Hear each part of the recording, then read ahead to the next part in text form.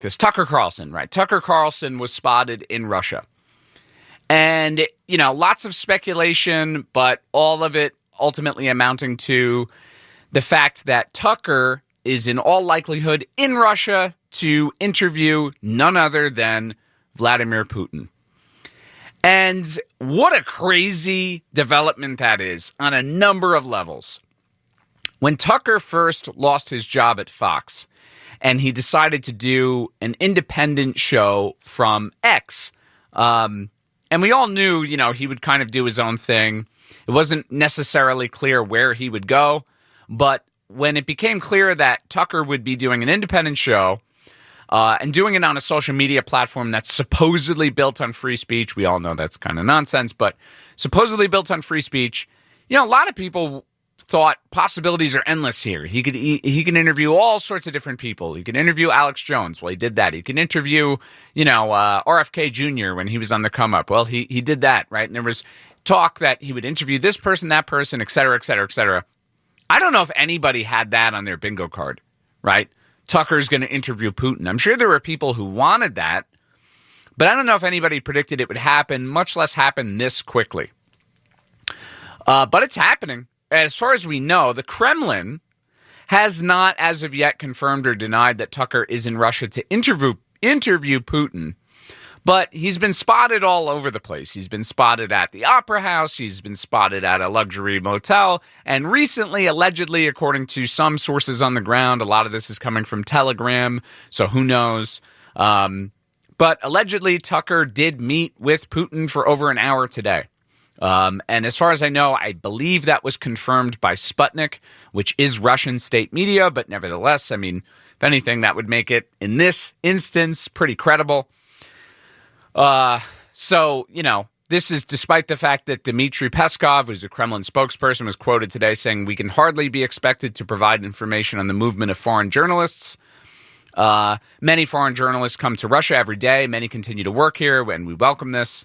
We have nothing to announce in terms of the president's interviews to foreign media." And I would assume those statements were given before Tucker met with Putin. I assume that's probably a way of playing it safe and basically saying, hey, if we don't like the way the interview goes or we're not totally happy with the discussion, the content of the discussion, we're going to ask Tucker and his people not to publish it. Which makes sense, I suppose, to a certain extent. Obviously, the Russian... How do I say this in a polite way? The Russian state, the track record in terms of its transparency, let's call it, is not the best. And I've come across as probably multiple times as some sort of unapologetic defender of Russia, and that's really not the case. I mean, I have plenty of criticisms of the Kremlin and Putin, for that matter. I just happen to think that those criticisms are ultimately no more exaggerated or no more extreme than criticisms I could have towards any big country which is a global power and has a tremendous incentive to be dishonest anyway, and to lack transparency and to obfuscate and to spread propaganda, et cetera, et cetera. So I would never hold Russia to a different standard than I would the United States or the United Kingdom or China or, any other country. But nevertheless, that doesn't mean that, everything they do is good either. And we got to be honest that, the Russian state is not the most transparent and not always willing to grant Western media free reign and free access to their officials or to anything involving, let's call it politically sensitive narratives as being discussed by officials in the Russian state, especially post-SMO, right, since the beginning of the invasion of Ukraine. So this is pretty big deal, right? But it makes sense why the Russians are not necessarily upfront to, I guess, acknowledge that that's why Tucker is there. They're trying to play it close to the vest, let's say. Be really careful. Since leaving Fox, Tucker Carlson has used X to distribute a right-wing talk show. It's called Tucker on X. And he's interviewed a number of people, including Alex Jones, RFK, and others. There are rumors that Tucker, and this is from Vanity Fair, so who knows, who knows, but rumors Tucker could be a potential VP pick for Trump. That sounds very far out there, but that's one of the more outlandish rumors being floated around about Tucker. Adam Kinzinger, who's a former Republican Illinois representative, commented on a picture of Tucker leaving Moscow on Twitter/X, and Kinzinger just posted the words in quote, actually not in quotes, it's quotes in this article. Kinzinger responded to this picture of Tucker just simply saying, traitor. Traitor. Not like traitor on the stock market, right? Traitor, like you're treacherous, treason. You're betraying our country, right? So there's already a lot of anger about this, not just from randos on Twitter, but people like Adam Kinzinger and Bill Kristol, and we'll talk about that in a second. But Kinzinger, who, it's kind of hard to believe this guy was an elected official. Kinzinger is a NAFO member. If you don't know what NAFO is a group of nerds who spend all their time online and essentially troll people who disagree with the official narrative about the Ukraine war. And they claim they're fighting, quote unquote, they're fighting Russian propaganda. So Kinzinger is a guy who spends all day trolling people on Twitter and is one of the most vocal supporters of sustaining war in Eastern Europe, regardless of the cost, right, in human life or in American dollars. So you shouldn't take anything that guy says seriously, but there is some negative response to this, and that's not really surprising. But on the opposite ends, you have people like Marjorie Taylor Greene, local crazy woman. Well, I guess she's not really local, but nevertheless, pretty crazy woman, defending the prospect of the interview. We have a free press in this country, and it's people like Tucker Carlson who depend on it. We depend on to speak the truth. I meant to do the stuttering there. No, I didn't. So yeah, MGT loves or MTG, sorry, loves the idea of Tucker interviewing Putin. And, listen, I mean, a broken clock is right twice a day. Are we really against American journalists interviewing Vladimir Putin? Can someone explain that one to me? Are we really against a Putin interview? Seriously? Why? I don't get that. Why? I mean, I've tried to think it out, right? What are some of the arguments against interviewing Putin? Why would someone be against that? What could really go wrong? And there's really, I narrowed it down to 4 reasons why someone would be totally against this.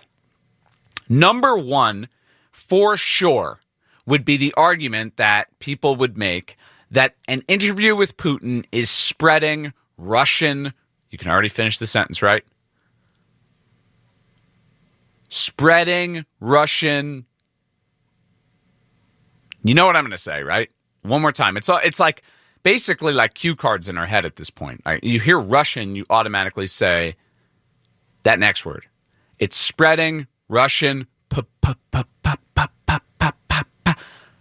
propaganda, right? Okay, that's the reason that we wouldn't want to interview Putin. It's spreading Russian propaganda. All right, well, let's tackle that first. Even if I granted that, which would be ridiculous to do, but even if I granted that, let's go ahead and say that everything in the interview will show Putin and Russia in a favorable light, and it will essentially serve as a gross exaggeration of the Russian position, meant to help justify Russia's actions so that Putin can take over all of Europe and indeed the world and rule on top of the entire world on a giant throne of human bones, right? With a cat in his lap that he, pets like an evil villain, right? Okay. Let's say I grant you that. Even if I grant you that, are we then suggesting that Americans and people in general, it's not going to only be Americans that see this, because it'll be on X, it'll be seen by millions of people all over the world, and you better believe this will go viral like crazy. I mean, this will probably be one of the most watched interviews certainly of the year, certainly of the last few years, it's going to be a big deal. So, okay, even if I grant you it's all Russian propaganda and Tucker partaking in this is just spreading Russian propaganda, even if I grant you that, and people in general, I'm assuming that people in general and Americans won't be able to make the distinction themselves. Well, then let me ask you this. Are people in general not capable of seeing information as Russian propaganda? Like, if I grant you that the interview is just going to be pure propaganda and of no value to anyone, then in order for that to be what you say it is, like a problem to the extent that you would assert that it is, I would also have to conclude that regular people are just stupid and they can't make that distinction on their own. They're going to watch this, take in the propaganda, assume it's all true, be unaware that it's propaganda, and then what? Is Russian propaganda so powerful and effective that it has like some kind of hypnotic effect on Americans and Westerners, most of whom could care less about the war in Ukraine, by the way? But it's so powerful and so strong that it's going to turn us into some kind of like pro-Putin drones. Like as soon as we hear the magical voice of Putin, oh my goodness, I don't know how to control myself. I can't think anymore. You know, if Putin had that kind of power, way more people would have supported the SMO from the start. Right? Including Russians, by the way. Like, there's a not insignificant number of Russians who are totally against the SMO and oppose Putin and speak, might surprise you, relatively openly about it. But when we try to introduce Putin or present Putin to a Western audience, or not even Putin, we talk about the Russian perspective. If we try to present the Russian perspective to the West, it's propaganda, and not just propaganda, it's dangerous propaganda that we have to label propaganda or outright censor. And it's like, it's an insult to the intelligence of the average American to say, you can't make that distinction on your own. Let me tell you what, I read a fair bit of Russian media. I read Sputnik, I read RT. I'm here to tell you, if you don't ever look at those sources, it's pretty obvious what's propaganda and what isn't.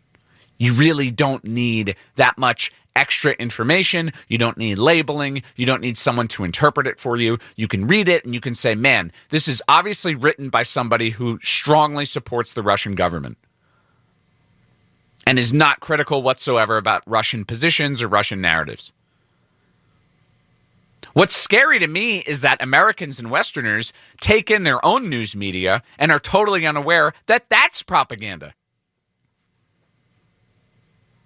Americans are completely unaware that when you watch CNN or MSNBC or Fox, that you're taking in propaganda.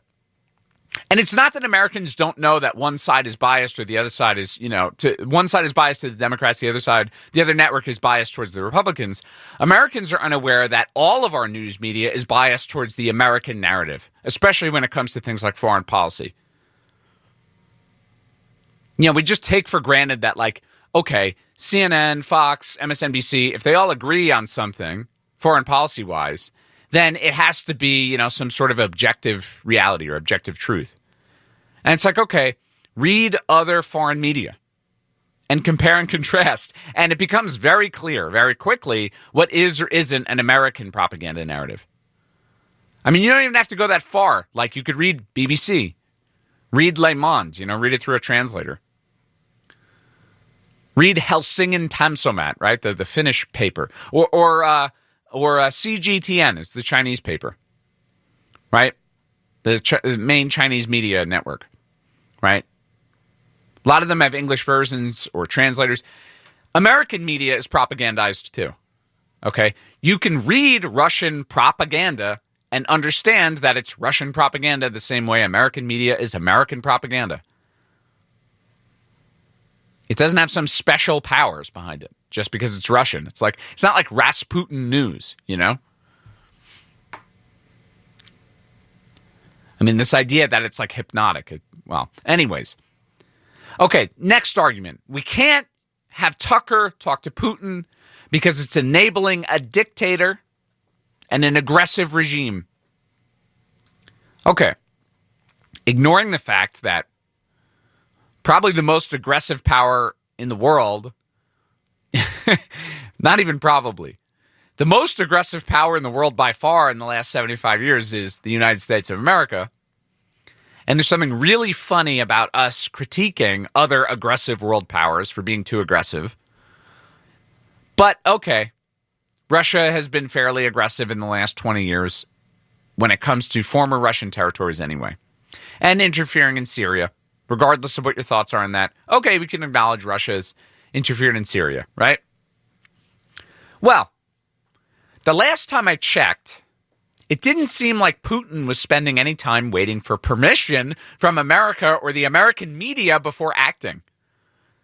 So talking to Putin is not enabling him to be aggressive. I don't think Putin cares. I mean, this is very similar to a debate I had about the Houthis recently, which I encourage you to watch. It's on YouTube. I'll explain that a little bit later. Had an interesting conversation with the political streamer Stephen Bonnell, a.k.a. Destiny.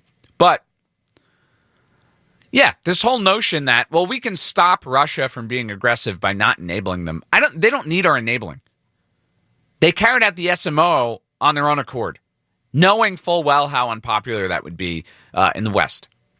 Putin didn't care. It seems safe to assume that Putin is perfectly comfortable taking action without any enabling from America.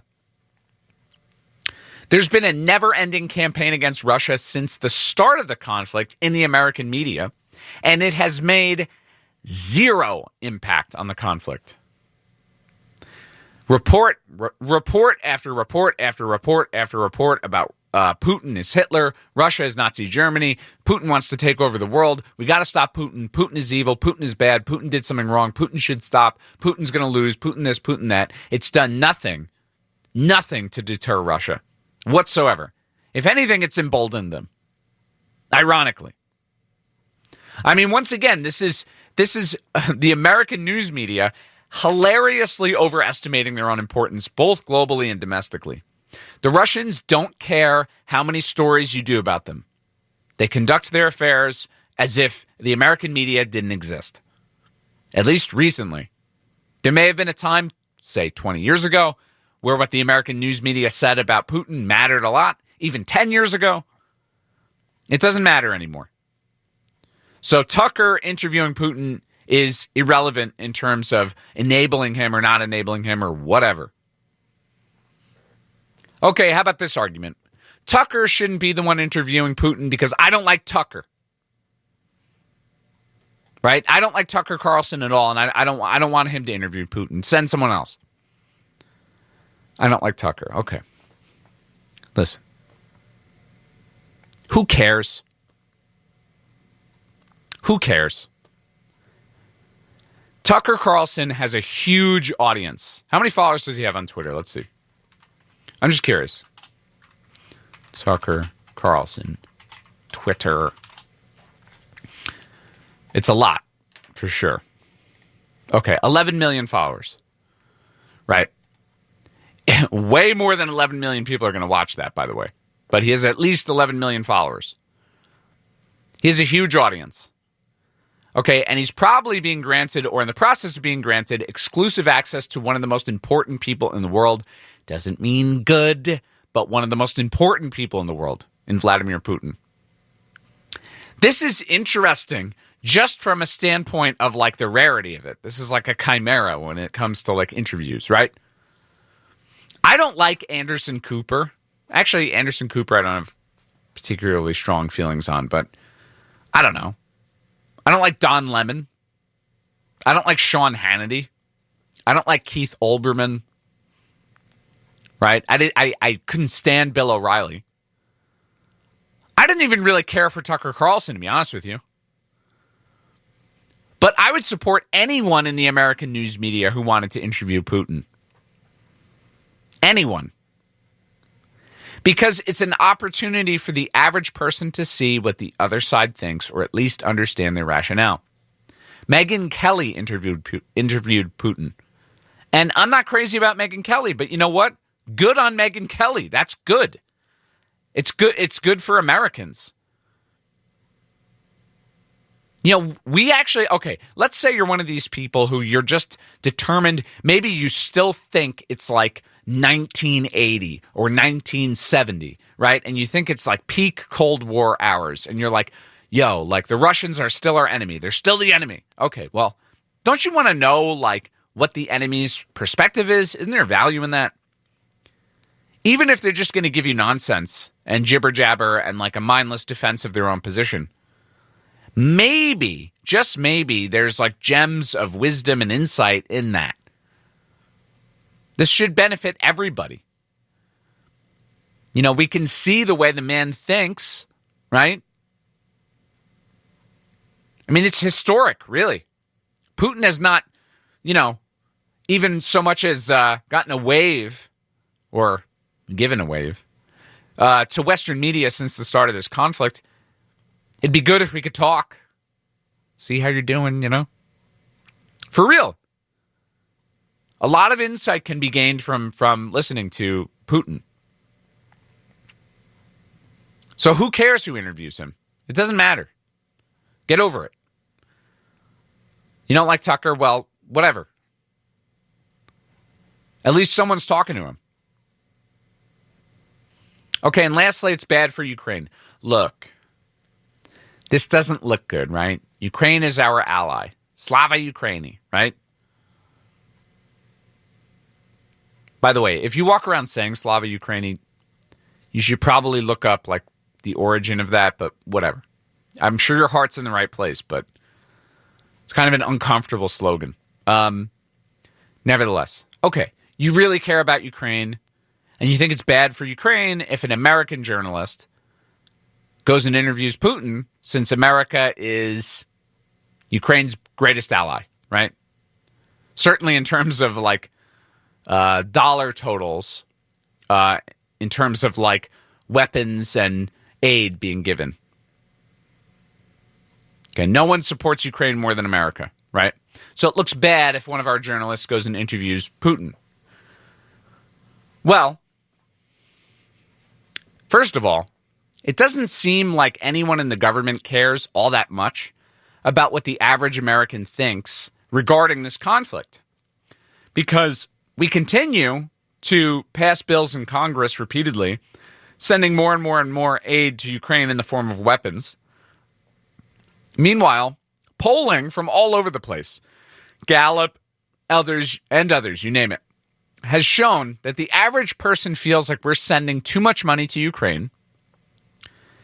So it's more than half.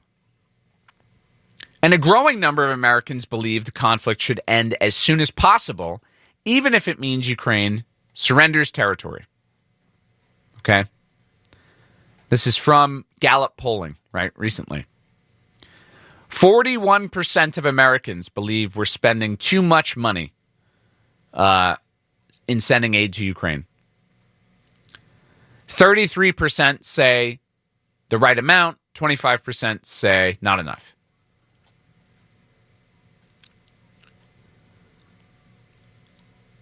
Right.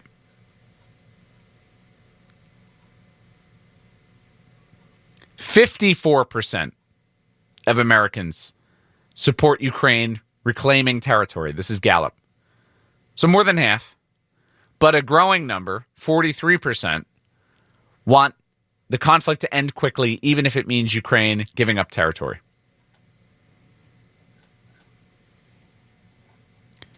So American lawmakers care very little about what the average person thinks, right? We continue to spend money. We continue to support this conflict regardless of what the constituents say. And so in terms of this being bad for Ukraine, well, it seems like Ukraine, or at least our government, or at least the conflict itself, is doing a very bad job on its own convincing Americans to continue supporting it. I guess what I'm trying to say is support for this conflict is waning regardless. I don't know if talking to Putin is going to make all that much of a difference. Again, I don't know if Putin's that powerful, right? So if I'm being charitable to those who are against the interview at all, I could understand the idea that the actual war on the ground is very much built upon an information war. Right? What does that mean? Ukraine can only continue fighting if they win the propaganda battle. Right? If they lose the propaganda battle, then they lose the support of the American people, they lose funding, and they lose. Right? So this is very much a war of narratives, because the Russians have a ton of incentive to convince the average person, the average Westerner, that, hey, this Ukrainian approach to this whole conflict, right, is flawed, right? Their position is founded in some serious, fallacious points of view regarding the history of that region and, this, that, and the other problem in Ukraine and blah, blah, blah, right? There's a huge incentive by the Russians to win the information war, and likewise a huge incentive for the Ukrainians to also win the information war. It's almost as important as the actual fighting itself. And it's a propaganda battle from both sides. That's what it is. And that's what's so hilarious about the Russian propaganda narrative. Well, there's American propaganda. There's Ukrainian propaganda. What is propaganda? It's information, biased information presented as fact. I mean, are you really, you listening right now, are you really not mature enough to acknowledge that, like, there's, given that incentive, there's information that's biased in favor of Ukraine also, and biased in favor of America, and biased in favor of Europe? It's a propaganda war. If you're being truly objective, you have to acknowledge that Russia, Ukraine, and the United States all have their own interests here, whether or not you support one side or another. They all have an agenda. And there is a battle being waged, both online and in the media, over who can justify their actions more. What's funny about this is there's probably places that the Ukrainian agenda does not align with the American one. And there may even be a small level of agreement between the Ukrainian and the Russian one. Which is why, if those two sides were having one-to-one peace negotiations, this conflict would have been resolved a long time ago. In fact, it probably never would have occurred. But nevertheless, who am I to say, right? But I have a feeling that if America wasn't involved in this entire region to begin with, that this whole thing would have turned out quite differently. And probably would have resulted in Ukraine keeping, maintaining its territorial integrity. Okay, but look, whatever. What do I know? What do I know, right? I'm an American. Oh, say, can you see? I'm an American. And I can only speak about America's interests with confidence. And that is also after studying this conflict for... Okay, I say that after studying this conflict for its entire duration. And not just studying it. I've debated it. I've watched documentaries about it. I've read about it. I've read about Ukrainian history, Russian history. I've done a ton of research. I can say with confidence, with the utmost confidence, that this war does not benefit the average American in any way at all, regardless of the outcome. Even a total Ukrainian victory, let's go totally ridiculous pie-in-the-sky pipe dream. A total Ukrainian victory where they recapture all of their territory, including Crimea. And Putin is tried at The Hague. And, all of the Russian military involved in this conflict are tried for war crimes. And Russia is totally demilitarized and blah, blah, blah, blah, blah, blah, blah. Even in that scenario, there is zero impact on the life of the average American. The war, we're going to say it again, loudly for those in the back, loud enough for for those in the back. Turn up the radio. Listen to me. Listen clearly. This war is a subsidy to American weapons manufacturers. That's all it ever was. I'm sorry. That's all it ever was. People say Zelensky is scamming the American people and running away with money and blah, blah, blah. There's all these stupid rumors that Zelensky is doing cocaine and whatever. The truth is, all that money that's being scammed, that the American people are being scammed over, like it's essentially being stolen from the American taxpayer, is not being stolen by Ukraine. It's being stolen by weapons manufacturers. They're the ones making money off of this. They're sending old stockpiles of weapons to Ukraine and getting billions of dollars in return. Okay, but even more than that, so regardless of the outcome, the war will not change the life of the average American at all. It'll cost us a ton of money. It's essentially just a subsidy to weapons manufacturers, and it's also going to result in a worsening of the American-Russian relationship, which is almost definitely going to lead to more conflicts in the future, which will probably cost, you guessed it, other than more money, what else will it cost? American lives. American servicemen and women's lives. It's a bad, bad, bad thing. Okay? We should strive to end it. But the Hawks will not stop flapping their wings, right? Bill Kristol, okay?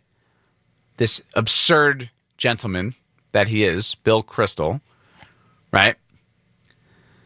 Defending Democracy Together. He's the director, right? He's a former aide to the vice president or chief of staff to the vice president in the first Bush administration, I'm pretty sure. The Bulwark is his outlet. What is Bill Kristol saying? In response to Tucker going to interview Vladimir Putin, Bill Kristol says, perhaps we need a total and complete shutdown of Tucker Carlson re-entering the United States until our country's representatives can figure out what's going on. Oh, my God. So stop Tucker Carlson from coming back into the country. What do you think is going on, Bill Kristol, that would warrant not allowing Tucker back in the country? What do you think is going on? Realistically, he knows, any sensible person would know nothing's going on. I mean, if you have the most negative view of Tucker Carlson possible, the best you can come away with is saying, this is a grift, and it's just to get clicks. And that's probably what it is, right? Even if I'm being charitable, right, and I'm saying this is a good thing for this, that, and the other reason, gaining perspective and all that stuff, it is for clicks. It's just to get people to watch Tucker, right? Okay. What do you imply? Like that he's a Russian spy? I don't understand. Like this is Boris and Boris and Svetlana from Rocky and Bullwinkle. I mean, like, God. For some people, the Cold War never ended. It really never ended. And there are more of those people in America than Russia. I hate to tell you. I know this is hyperbole from Bill Kristol, but it concerns me. It concerns me that people would call for Tucker to be banned from re-entering the country the same way that nobody questions Gonzalo Lira's death. I'm not a fan of Gonzalo Lira. I think the content he made was stupid and provocative and silly. But he died in a Ukrainian prison, and nobody says anything about it. The standard view these days on foreign policy relations with Russia, China, Iran has become so hawkish, it's really out of control. Why aren't we pursuing peace? America, I'll tell you why, actually. I have an answer. America is an empire in decline, and we've talked about that on the struggle session before. If you listen to the show, every other Monday, 8 to 10, WUSB, Stony Brook. We've talked about America is an empire in decline, and what do declining empires do? They fight to cling to power. We're not coping well with the rise of China and the curtailment of our hegemonic rule throughout the world. But we have nobody to blame but ourselves. We're losing power, not because people prefer, Xi Jinping more. They think he's nicer. He probably is, but it's not that. We're losing power, and people are turning to China. Countries are turning to China, as their primary geopolitical, economic world power of favor, right? They're turning to China because we promote and engage in war nonstop. And we've killed, directly or indirectly, untold numbers of innocent people, all for the sake of, ironically, preserving our power. So we've gotten ourselves into this mess. And now people look at America and they say, wow, those Americans, I do think there are countries in the world who, for real, look at what America's foreign policy stance is and they say, okay, I'm going to do the opposite of that. Right? And I'm not talking about our quote-unquote enemies. I'm talking about the developing world, right, that is largely unaligned and doesn't have, aggressive ambitions anywhere. They're not trying to get colonies or even expand their economy beyond their borders.